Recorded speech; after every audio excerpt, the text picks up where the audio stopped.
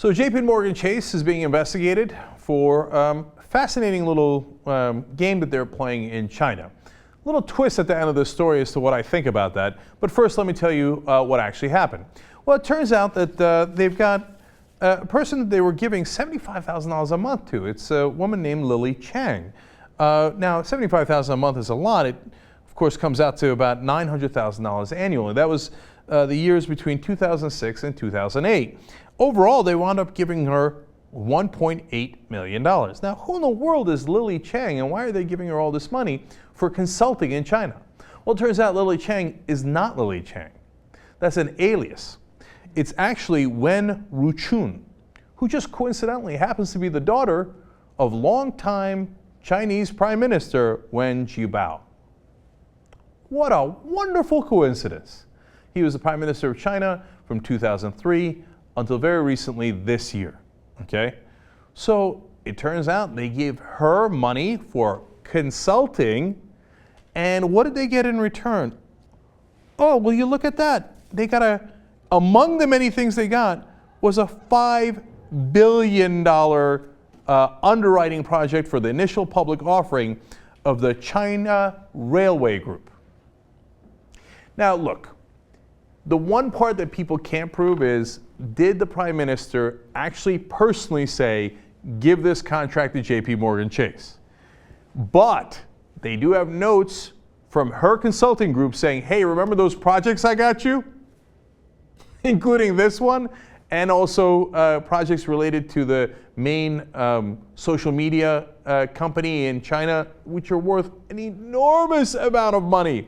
On the railway alone, JPMorgan Chase is also invested in that at $1 billion. Okay, in one of these companies that the Prime Minister's family, through aliases, happen to be involved in, they've got a $2 billion stake. Gee, I wonder if there's any corruption in China, and I wonder if our banks are profiting off of it, right? So let me give you a quote here from the New York Times. It says, JP Morgan appeared to benefit from the relationship as well. Fullmark, that's the consulting company for so-called Lily Chang, claimed in a confidential letter to the bank that it introduced and secured business for JP Morgan from the state-run China Railway Group, a construction company that builds railways for the Chinese government. The bank was an underwriter in the company's 2007 initial public offering, which raised about $5 billion. Now, look, JP Morgan doesn't get that $5 billion, but as the person who underwrote it, they get a tremendous amount of money. Certainly a hell of a lot more than the $1.8 million they funneled back to her for getting them that project. There she is bragging about that contract. And they also have internal documents, it appears, from JP Morgan saying, here are the family members of influential people that we have given money to, and then here are the projects we got in return. Oops. Well, that would be fairly illegal.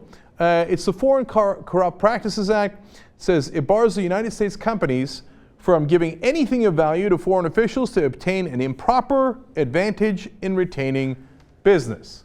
Well, that appears to be almost exactly what they did. Now, here's a twist on it. Look, I view this as, okay, it's illegal, they should pursue it, and it appears that they are. The Securities and Exchange Commission is looking into them. JP Morgan has put it in their filings that they're being investigated. The Justice Department is looking into them. But if you want to keep it real, the real problem is with the corrupt government of China. If they kind of put out a flag there saying, hey, we're open for business, somebody's going to make that deal. Maybe you shouldn't be an American company. And I like that it's illegal. But this is not, like, I've seen a lot of stories where JP Morgan and some of our top banks, they go and initiate the fraud. They go in and say, hey, go ahead and do this. Now, you'll have to get into the details of this case if they bring the case in public to see who really initiated. But to me, this is like when someone's cheating on you with your wife. The problem is the wife. The problem isn't the guy cheating on her. He just got lucky. Okay. In this case, the problem is China. They're the one doing the corruption. So if it wasn't JP Morgan that took him out on it, maybe it would have been Goldman Sachs, maybe it would have been another US bank, maybe it would have been another international bank. So yes, JP Morgan is at fault here and they should pursue charges. But the real guilty parties are the leaders of China. I mean, that extorted and extracted so much wealth from their own people and took it out on these aliases. I love the excuse for the aliases. No, when they were going to school abroad, they needed an alias. When they were living in the Trump Tower in New York, they needed an alias. Why? Why did they need an alias? And then when they kept doing business, well, golly gee, they needed an alias for that too. Now that's his daughter. Okay, well, she was a student at one point, but his wife also has an alias. Why does she need that? And then she winds up running the gem and jewelry, which is an awesome department within the government, okay? Now, do you think that they might have taken some gem and jewelry from the good people of China? Look, they're being investigated in 18 different ways, and the New York Times had a different article on that as well.